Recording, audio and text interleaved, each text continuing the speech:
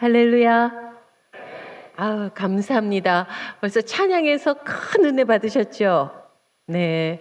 제가 교사원 신예배에 이렇게 말씀 증거를 참 많이 했는데, 우리 목포 복음교회처럼 힘있고 또 아주 활기차고 그리고 이 성령의 인도하심이 크게 느껴지는, 정말 크게 감동받은 그러한 시간이었습니다. 우리 선생님들 위해서 박수 한번 더 해주시겠습니다.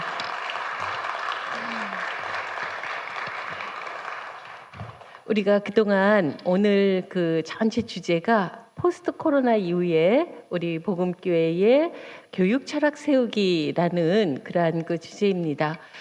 내일부터는 실내에서 마스크를 착용하는 것이 이제 자유롭게 됩니다. 이 병원이라든가 아니면 대중교통에서는 차야 되지만 이제 실내에서는 자유롭게 할 수 있는 그러한 때가 되었습니다. 여러분, 코로나 시대를 보내면서 많이 힘드셨죠? 네, 참 많이 힘드셨는데 그동안 수고 많이 하셨고, 그리고 오늘까지 참 잘 오셨습니다. 특히 이 코로나 시대를 보내면서 여성들, 가정에서 가정주부들이 노동의 양이 90%가 증가했다 그럽니다. 왜냐하면 식구들이, 아이들이 학교를 가지 않아요. 그러니까 집에서, 예전에는 학교 준비시켜서 보내면 되는데 밥 해줘야죠. 그 다음에 또 공부까지 하는 것들 봐줘야 되죠. 그리고 또 이 밖에서 나가서 일해야 되는 그러한 그 일들도 다 못하는 경우들이 많았기 때문에, 그래서 여성들이 90%나 그 노동의 양이 증가했다 그럽니다. 그러면서 또 집에 다들 붙어 있다 보니까 어려움들이 있는 거예요. 좀 같이, 식구들이라는 게 같이 있을 때 많이 행복하지만, 그러나 또 나가야 되거든요. 나가서 학교도 가야 되고 직장도 가야 되고 그렇게 하는데, 그러지를 못하니까 서로 좀 부딪히는 면들도 많았던 것이 사실입니다. 어느 날 아빠가 오늘은 좀 쉬어야지 하고서는 소파에 이렇게 누워 있는데 아이가 방에 딱 들어가서 문을 닫고 들어가더니 나오질 않는 거예요. 초등학생 아이가. 그러다가, 아니 좀 이렇게 집에 아빠가 있고 그러면 나와서 이야기도 하고 텔레비전도 같이 보고 그러면 좋을 텐데 쟤는 저렇게 딱 문 닫고 들어가서 움직이질 않는구나 생각하는데, 마침내 목소리가 들렸습니다. 아빠, 물 한 잔 갖고 와 그러더래요. 그래서 아빠가 너무 어이가 없는 거예요. 그래서 네가 갖다 마셔라 그랬어요. 그랬더니 더 크게 소리 지르는 거야. 나 지금 게임하느라 못 나가니까 빨리 갖고 와 그러더래요. 그래서 공부하느라고 못 나간다고 해도 갖다 줄까 말까인데 게임하느라 못 나오니까 물 갖고 와 그래서 아빠가 화가 났어요. 그래서 너 아빠가 가서 혼낸다 그랬더니 아이가 더 크게 소리 지릅니다. 혼내러 올 때 물 갖고 와 그러더래요. 혼내러 올 때 물 갖고 오라고.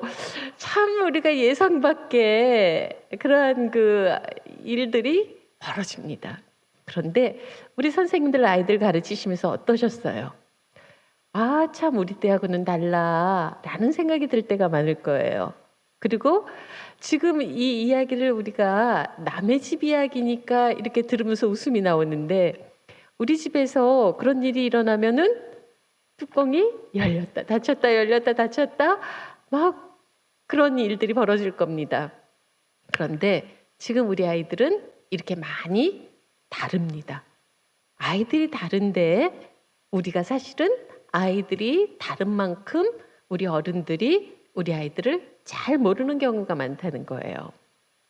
저희 딸아이가 이제 지금은 대학생인데 그 학교를 다닐 때, 중학교 때 카톡 프로필에다 시를 써서 다니는 거예요. 그래서 제가, 아니 요즘 아이들이 시를 다 읽네? 하고서는 그 시를 이렇게 보았습니다. 그랬더니 시는 이렇게 되는데, 제가 시를 읊어드릴 테니 우리 성도님들께서 마지막을 좀 마무리를 해보시겠습니다.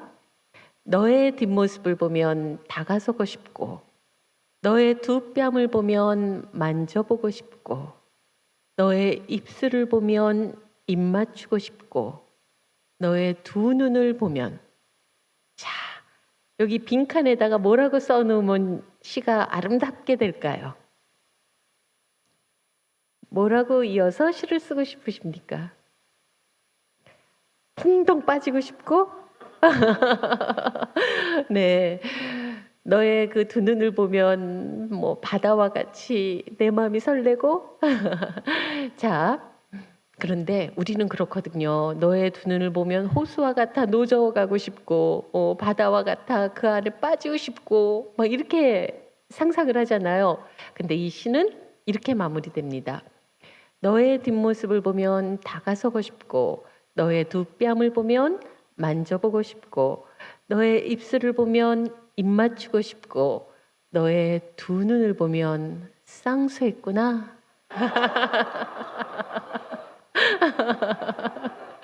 이렇게 마무리가 됩니다. 이게 그 유명한 반전 시인의 시예요.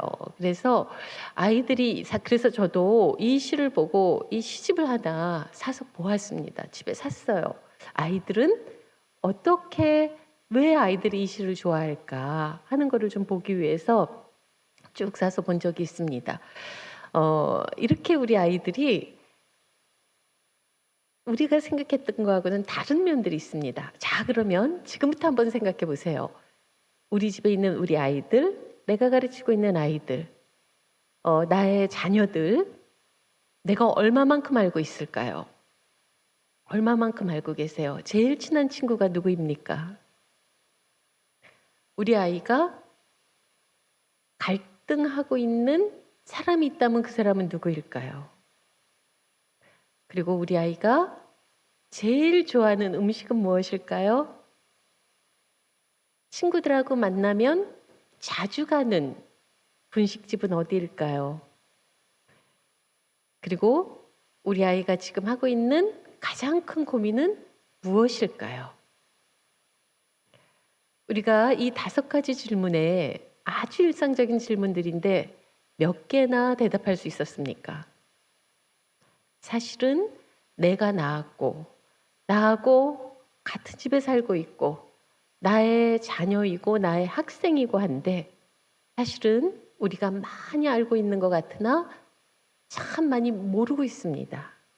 그래서 가르치긴 가르치는데 그게 소통되는 것이 아니라 그야말로 그냥 넣어주는데 그 넣어준 것이 얼마만큼 우리 아이들의 삶을 변화시키고 있는가 하는 것들에 대해서 우리가 한번 생각해 봐야 된다는 것입니다.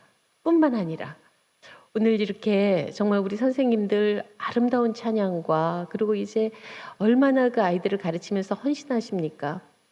근데 오늘 이 헌신 예배를 드리면서 우리가 같이 생각해 봐야 될 것이 있습니다.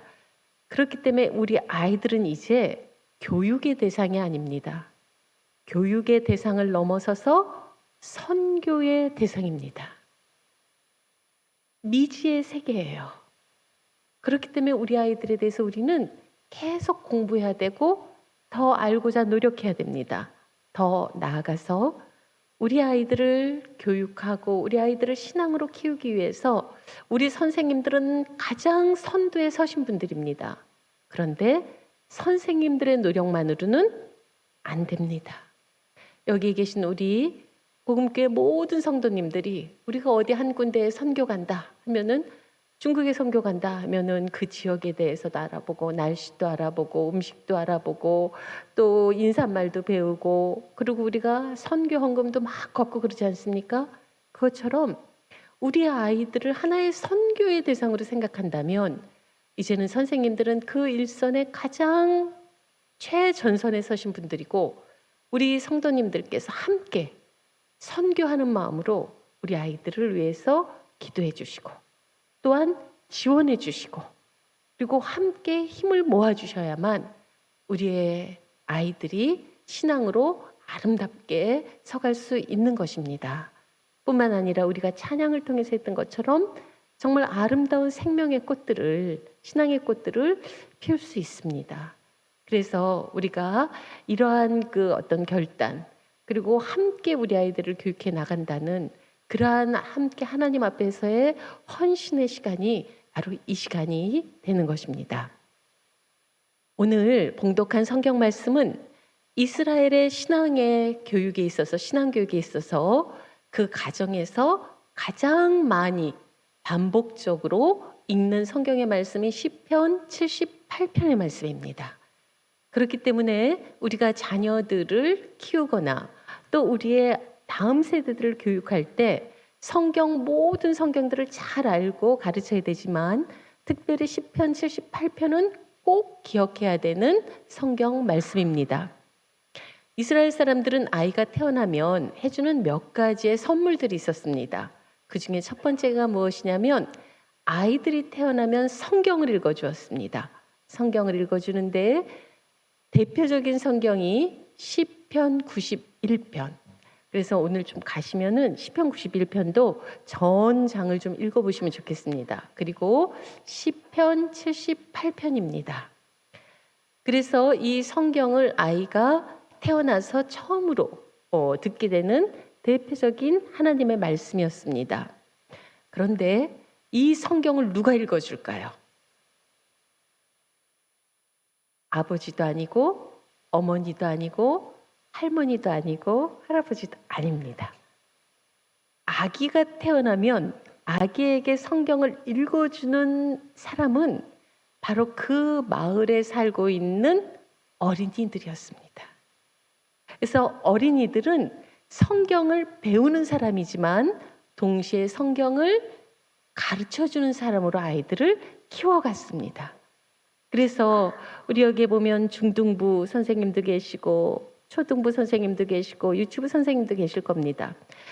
우리 중등부 아이들이 적어도 유치부 아이들에게는 한 번 정도라도 성경을 와서 읽어주고 또는 자기의 성경 이야기를 들려주고 하는 이야기들을 마을 안에서 해나갈 수 있도록.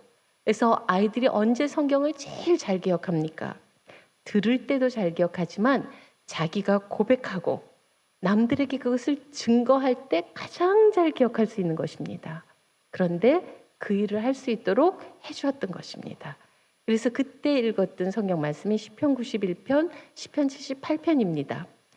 이렇게 성경을 읽어주고 두 번째로는 해주는 선물이 무엇이었냐? 나무를 심어주었습니다. 나무. 그래서 오늘 제가 이 찬양에 그리고 우리 준비 찬양에도 굉장히 큰 은혜를 받았습니다. 우리가 울며 씨를 뿌리면 그 씨앗이 자라서 나무가 되고 꽃을 피운다라는 그 찬양을 쭉 들으면서 정말 하나님께서 우리에게 이 성령으로 역사하셨나 보다. 오늘 이 귀한 찬양을 부르면서 이 말씀을 다시금 상고하게 되는구나 하고 생각을 했습니다. 나무를 심어주는데 남자아이들은 삼나무, 여자아이들은 소나무를 심어주었습니다. 그리고 그 나무를 아이들이 성장하는 동안에 키워가게 합니다. 나무를 키우면서 아이들은 정말로 중요한 신앙의 가치를 배워갑니다. 신앙의 아주 중요한 기본을 배워가는 것입니다. 자, 나무를 키울 때 필요한 것들이 있습니다. 무엇이 있을까요? 물이 있습니다. 또 햇살, 또 바람, 흙, 공기, 이러한 것들이 있습니다. 자, 이 중에서 사람이 만든 게 무엇입니까? 물도, 공기도, 햇살도, 바람도, 흙도 누가 다 주셨습니까? 하나님이 주셨습니다. 우리는 물을 주기도 하고 나무에 가지를 쳐주기도 하고 하는 수고는 하고 있지만 한 생명이 자라기 위해서 가장 중요한 것들은 하나님이 우리에게 처음부터 은혜로 주신다는 그것을 아이들이 어릴 때부터 알게 하는 것입니다. 모든 것이 은혜에서 시작된다는 것을 아이들이 어릴 때부터 알게 하는 것입니다. 그러면 우리가 내가 이렇게 열심히 했는데 왜 하나님이 이것밖에 저는 손에 든 게 없습니까? 내가 그나마 그래도 열심히 살았는데 내가 열매가 별로 없는 것 같아요. 그렇게 됐을 때 우리는 사실 불평이 되고 불만이 됩니다. 오늘 이곳에 함께 예배드리고 있는 우리들의 모습도 한번 생각해 보십시오. 지금 내가 어디 몸이 좀 아픈 데가 있습니까? 그리고 또 내 마음속에 걸리는 그러한 근심들이 있습니까? 그리고 내가 풀어나가야 되는 문제들이 있습니까? 그러나 그럼에도 불구하고 주님의 몸된 성전에 나와서 함께 예배드릴 수 있고 함께 찬양할 수 있고 함께 기도할 수 있는 것은 하나님의 전적인 은혜가 아니면 가능하지 않다는 걸 기억하시길 바라겠습니다. 바로 그것을 어릴 때부터 알게 하는 것이었습니다.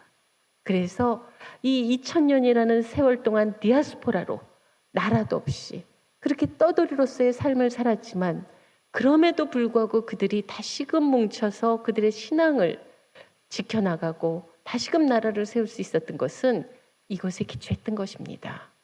두 번째로 그들이 나무를 키우면서 배우던 것은 부모도 배우고 아이도 배웁니다. 같은 시기에 나무를 심어놔도 자라는 속도가 다릅니다. 나무가 자랄 때 한번 이렇게 보세요.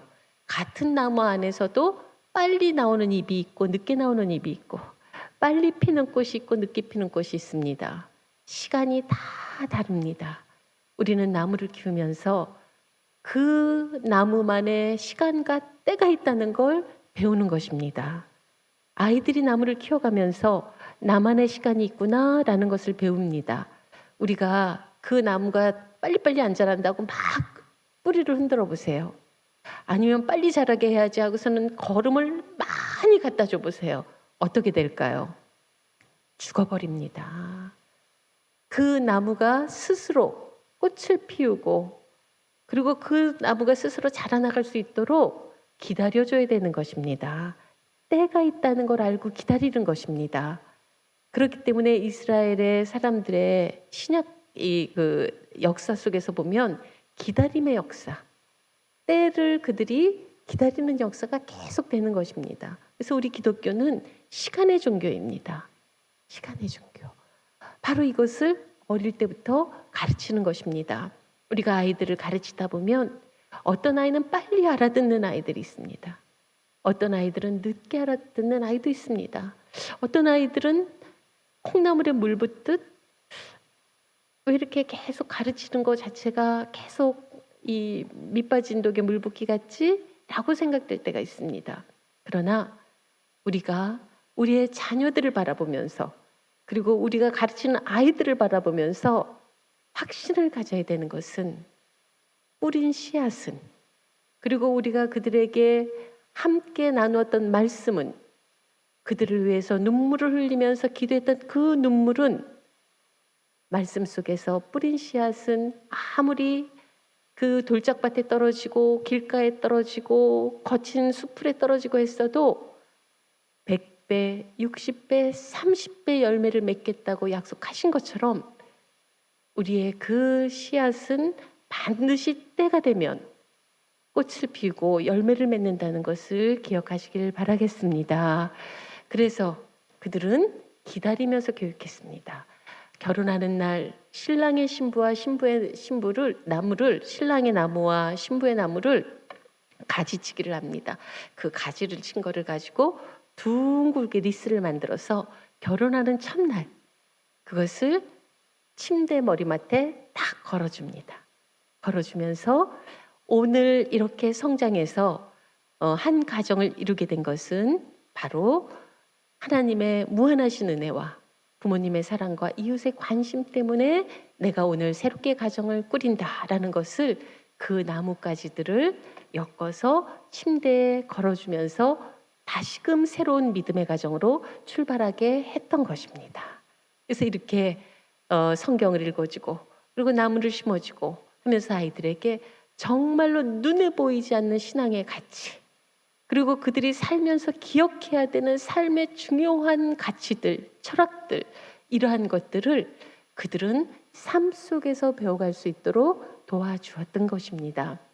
특별히 시편 78편의 말씀은 가정에서 특별한 일이 있을 때 아이의 생일이 되었다거나 또는 특별한 일을 기억해야 되는 날이라거나 또 어디로 공부를 하러 떠난다거나 했을 때 함께 읽는 대표적인 성경이 또 시편 78편입니다. 여기에 보면 70절에서 70절에 아주 중요한 이 시편 기자의 고백이 나옵니다. 그들의 신앙의 선배였고 왕이었고 나라의 지도자였던 다윗에 대한 이야기가 나옵니다. 그 다윗에 대한 이야기가 어떻게 나옵니까? 보면은 또 그의 종 다윗을 택하시되 양의 우리에서 취하시며 전양을 지키는 중에서 그를 이끌어내사 그의 백성인 야곱 그의 소유인 이스라엘을 기르게 하셨더니 이에 그가 그들을 자기 마음의 완전함으로 기르고 그의 손의 능숙함으로 그들을 지도하셨도다라는 것입니다. 하나님께서 다윗을 양의 우리에 있을 때 선택하셨다. 이것은 이스라엘 사람들은 5살, 6살만 되면 부모님이 하는 일터에 같이 나갔습니다. 그래서 다윗은 5살 때부터 양치는 그곳에 나갔던 것입니다. 아버지가 이야기합니다. 얘야, 하나님께서 이 양들을 돌보는 것을 맡기신 일이다. 이것을 열심히 하거라. 다윗은 그때 물맷돌을 수십 번, 수백 번, 수천 번 돌려봤겠죠. 그런데 5살 때 그가 들었던 그 이야기가, 하나님께서 나에게 맡겨주신 이 일이야 했었던 그 이야기가, 그래서 돌렸던 물맷돌이 어떤 역사를 일으켰습니까? 골리앗이 쳐들어왔을 때 군대들에서도 감당할 수 없었던 막강한 힘으로 이스라엘을 침공한 그 골리앗을 물맷돌, 그 목동의 물맷돌 5개 중에 첫 번째 물맷돌을 던졌더니 그가 이마에 정중앙에 맞고 쓰러져서 그 물맷돌이 나라를 구합니다. 우리 아이들을 우리가 어린 시절부터 가르칩니다. 그리고 우리 선생님들이 그 아이들을 위해서 기도하고 하나님의 뜻을 가르칩니다.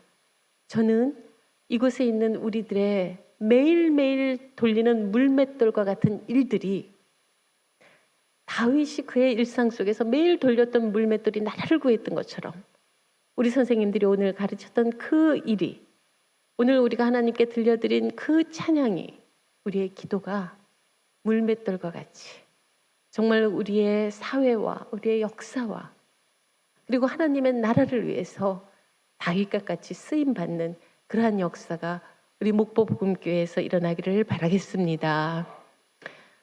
그래서 다윗이 그 나라의 왕이 됩니다. 왕이 되는데 그 나라를 구하고도 다윗이 겪었던 어려움이라는 것은 이루 말할 수가 없습니다. 그 어려움 쫓아다니면서 그리고 사울을 피해서 죽음의 그러한 그 계곡에까지 이르렀을 때 다윗은 놀라운 고백을 합니다. 여호와는 나의 목자시니 내게 부족함이 없습니다. 그래서 시편에 기록되어 있습니다. 다윗을 이야기할 때 다윗은 2가지의 능력을 가지고 이스라엘을 지도했던 사람이다. 첫 번째 능력은 마음의 완전함. 2번째 능력은 손의 능숙함입니다. 오늘 아침에 일어나셔서 어떤 기도하셨습니까? 매일 잠자리에 들 때 어떤 기도하십니까? 저는 이 2가지를 기도합니다. 자세한 세부적인 여러 가지의 기도들을 우리가 할 수 있지만 우리가 우리의 아이들을 위해서 기도할 때, 우리의 자녀들을 위해서 기도할 때 하나님, 마음의 완전함과 손의 능숙함으로 우리 아이들이 잘할 수 있도록 해주십시오. 마음의 완전함이라는 것은 무엇입니까? 다윗이 정말로 어린 양들을 돌볼 때, 그 작고 힘없는 양들을 돌볼 때는 연민과 사랑과 그 마음에 있는 사랑으로 그 양들을 돌봅니다. 이 골리앗과 같이 힘세고 그러나 옳지 않고 하나님을 조롱하고 그런 자 앞에서는 당당했습니다. 거기서 비굴해지지 않았습니다. 그 앞에서는 당당했습니다. 그가 죽음의 사지까지 몰리고 힘들 때 그는 여호와는 나의 목자시니 내게 부족함이 없습니다라고 고백합니다. 포기하지 않습니다. 왕의 자리에 있을 때 그는 겸손하게 자기의 잘못들을 지적받고 했을 때는 어떻게 합니까? 금식하고 회개하고 기도하면서 다시금 돌이킵니다. 마음의 완전함이라는 것은 이런 것입니다. 마음의 완전함은 늘 모든 것을 완벽하게 하는 것도 아니고 모든 것에 흠이 없는 것도 아닙니다. 잘못도 하고 또는 실수도 하고 때로는 갈등도 합니다. 그러나 잘못했을 때는 회개하고 실수했을 때는 돌이키고 갈등했을 땐 그것들을 싸매고 하는 이것이 마음의 완전함입니다. 우리 아이들을 우리가 언제까지 따라다니면서 돌봐줄 수 없습니다. 제일 중요한 건 이 신앙의 유산들, 신앙의 기초들, 이 삶의 기본적인 믿음의 태도들, 이것들을 우리 아이들이 가짐으로써 정말로 변화하는, 이 포스트 코로나뿐만 아니라 4차 산업혁명으로 인해서 우리 아이들은 이제 부모 세대보다 어렵게 사는 첫 세대가 되었습니다. 열심히 스펙을 갖고 왔지만 우리 아이들 취직하기 너무 어렵습니다. 모든 것이 AI와 그리고 로봇이 대신하는 시대가 된 걸 우리는 확연히 지금부터 느끼고 있습니다. 그때 우리 아이들이 이 세상에, 광야 같은 세상에 나가서 아이들이 당당하게 자기의 길들을 개척하고 한 번 넘어진다 하여도 포기하지 않고 한 번 막힌다 하더라도 그 아이들이 거기에서 좌절하지 않고 하나님을 바라고 오히려 그럴 때 기도하고 찬송하고 하나님 앞에 나아가서 그의 길들을 헤쳐나갈 수 있도록 하기 위해서 우리는 우리 아이들의 마음의 완전함, 그 영성, 그것들을 우리가 키워주는 것, 그것이 바로 우리의 신앙교육의 첫 번째 기도이고 또 목표가 되어야 하는 것입니다. 이 마음의 완전함, 이것이 중요한 것입니다. 두 번째는 손의 능숙함입니다. 이 손의 능숙함이라고 하는 것은 다윗이 왕일 때는 다스려야 되는 카리스마가 있어야만 됐습니다. 재판을 할 때는 지혜가 필요합니다. 군대를 이끌 때는 용맹함이 필요합니다. 우리 아이들을 쭉 교육하다 보면 정말로 나름대로 좋은 점들이 다 하나씩 있습니다. 어떤 아이는 막 예배드리러 와서 까불어요.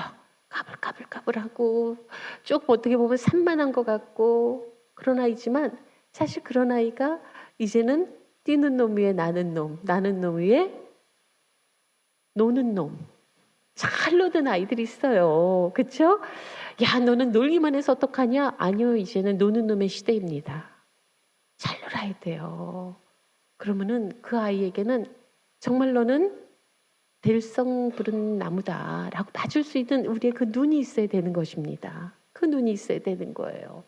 그리고 어떤 아이는 수줍어서 말 한마디 못하지만 친구가 오면 그 친구에게 자기의 연필도 빌려주고 신발도 딱 미리 놔주고 그런 아이들이 있습니다. 말 한마디 못하지만 그런 아이들은 정말로 다른 사람들을 따뜻하게 보살피고 살펴줄 수 있는 그러한 재능이 있는 아이들입니다. 교사가 되고 부모가 된다는 것은 무엇이냐? 우리는 때로는 우리의 사랑이 규범적입니다. 부모가 되고 교사가 되면 사랑이 규범으로 나갑니다. 그래서 때론 그런 이야기들을 해요. 우리 아이들 너무 애가 집에서 말을 안 듣는다. 공부를 안 한다. 그리고 왜 그렇게 말썽을 피는지 모르겠다. 너무 속상하다. 그렇게 상담을 해요. 그럼 제가 뭐라고 대답해 줄까요? 옆집 애라고 생각하세요. 그래요. 왜냐하면 옆집 애라고 생각하면 조금 여유 있게 볼 수가 있습니다. 근데 내 아이에게는 좋은 점보다 나쁜 점이 막 보입니다. 못하는 게 자꾸 보이는 거예요. 왜냐하면 사랑하기 때문에 그렇습니다. 아이가 건강하게 음식을 많이 잘 먹는데 야 살쪄. 왜 그러니? 이렇게 보여지는 거예요. 너 너무 살찌는 거 아니냐? 그리고 나가서 운동하는 걸 막 좋아하는데 너는 공부는 언제 하려고 그러니? 이렇게만 보여지는 거예요. 잘하고 있는 것이 보이기보다 부족한 것이 보입니다. 사랑의 규범입니다. 그런데 우리가 교사가 되고 부모가 되면 이제는 조금 시각을 바꿔야 됩니다. 잘하는 게 뭐지? 쭉 몇 가지를 우리가 살펴봐야 되는 것입니다. 그래서 10년이 되면 저도 그 유치부를 10년 그리고 중고등부 해갖고선 거의 20년을 그 현장에서 사역을 했습니다. 그러면은 그때 10년이 되면 아이들을 그 쭉 적어놓고 이 아이의 가장 좋은 점이 무엇인가 그것을 적어놓는 거예요. 그리고 그것을 칭찬해주고 그것을 잘할 수 있도록 해주는 겁니다. 제가 한 아이를 가르치는데 그 아이는 늘 저 맨 뒤에 앉아서 말도 안 해요. 고개도 안 들어요. 너무 수줍음이 컸습니다. 그 수줍음 때문에 말도 못한 아이인데 그 아이를 불렀죠. 불러서 초등학교 4학년 아이인데 제가 아이를 가르치면서 그 아이를 반장을 시켰습니다.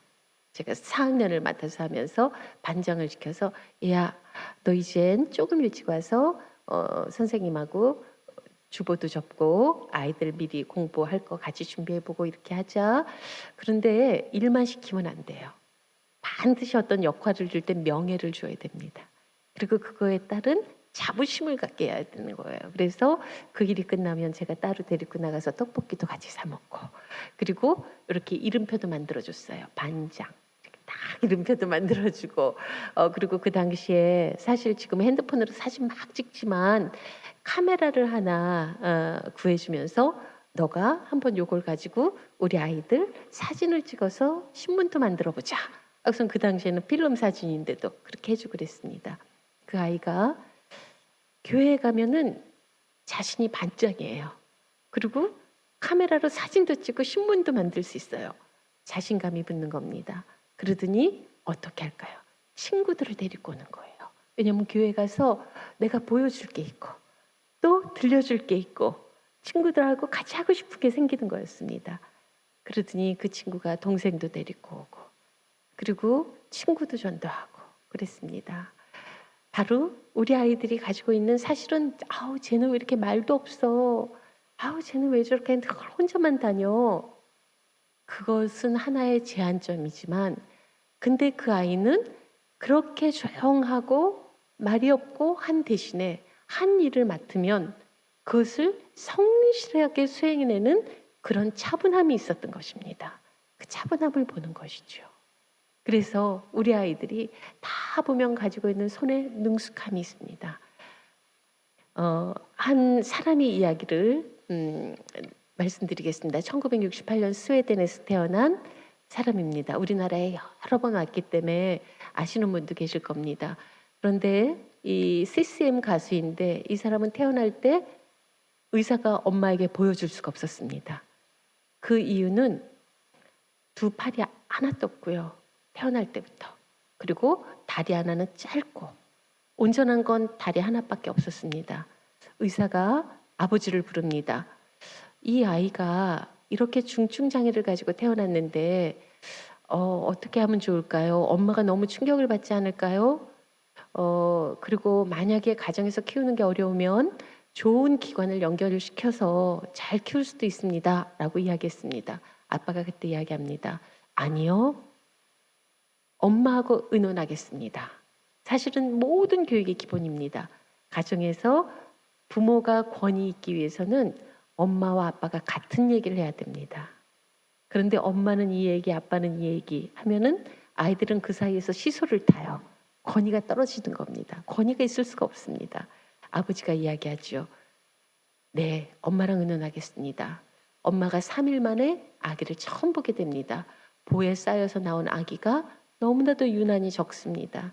딱 볼을 펼치는 순간 두 팔이 없고 다리 하나는 짧은 아기가 있습니다. 엄마는 예상은 했습니다. 우리 아기가 어딘가 아프구나. 그런데 그 아기를 보는 순간 엄마는 이 세상에 그 누구도 들려줄 수 없는, 그리고 이 세상에 아이의 삶의 방향을 바꿔놓는 그러한 이야기를 아기에게 들려줍니다. 아기가 이 세상에 와서 첫 번째 들은 엄마의 음성은 바로 이것이었습니다. beautiful, 예쁘구나. 충분히 귀엽구나. 이 이야기였습니다. 두 팔이 없고 다리 하나가 짧은데 엄마는 아기의 빛나는 눈동자와 아기의 빵긋빵긋 웃는 입술과 아기의 콩당콩당 뛰는 심장의 소리를 들었던 것입니다. 그래서 아름답다. 그렇게 이야기해 줬던 것입니다. 그리고 아기를 데리고 와서 아기를 집에서 키워갑니다. 아기가 다리가 하나이니까 일어서는데 4년이 걸렸습니다. 운동을 해야 됩니다. 운동을 해야 되는데 엄마는 아기에게 수영을 시킵니다. 얘야, 벗어라. 너의 결점들을 숨기려 하지 말아라. 다 보여주라. 하나님은 실수하시는 분이 아니다. 그리고 다 벗고 아이는 수영을 시작합니다. 장애인 올림픽에서 4번이나 금메달을 땁니다. 넘어지기를 수천 번, 그리고 물에 들어가서도 그 수영을 배워나가는 게 남들보다 3배, 4배 훨씬 더 느렸죠. 이 아이는 노래를 잘하는 재능을 가지고 있었습니다. 학교에 가서 피아노를 배우는데 발 하나로 피아노 배웠습니다. 그런데 오르간이 배우고 싶은 거예요. 발 하나로 피아노를 쳤는데 2손 2발이 다 필요한 오르간이 배우고 싶다고 하자 학교에서는 아유 얘야 피아노로 충분하지 않니? 그렇게 하지 않습니다. 발 하나로 칠 수 있는 오르간을 제작해 주었습니다. 스웨덴 같은 나라는 사실상 오른손과 왼손이 쓰는 교과서도 따르게 제작을 해주죠. 교회에서 그는 열심히 봉사했습니다. 무엇으로 봉사했을까요? 성가대로 봉사했습니다. 성가대에서 무엇을 했을까요? 성가대에서 그녀는 지휘자였습니다. 지휘자. 2 팔이 없는 지휘자. 전 세계에서 유일한 2 팔이 없는 지휘자입니다. 우리는 지휘를 하려면 2 팔이 있어서 박자를 맞춰주고 그래야 된다고 생각하는 것이 아마도 상식일 것입니다. 그러나 때로는 우리의 상식이 편견이 될 수가 있습니다. 성가대를 이끌어가는 지휘자는 하나님께 우리의 정말 아름다운 믿음을 모아서 찬양할 수 있도록 도와주는 사람이 지휘자라는 그 생각을 교회는 했던 것입니다. 그래서 2 팔을 사용할 수 없는 그녀는 교회에서 성가대 지휘자로 활동을 합니다. 전 세계에 다니면서 우리나라에 와서도 몇 번의 공연을 하는데 그녀가 공연을 할 때마다 하는 찬양이 있습니다. Amazing Grace입니다. 내 삶은 하나님의 은총입니다. 그녀는 이야기합니다. 우리 어머님이, 나의 어머니가 나에게 처음 들려주었던 그 이야기, Beautiful. 그것이 씨앗이 되어서 나는 지금 전 세계의 사람들 앞에서 내 삶은 하나님의 무한한 은총이라고, 놀라운 은총이라고 고백할 수 있는 것입니다. 그녀의 이름은 레나 마리아입니다.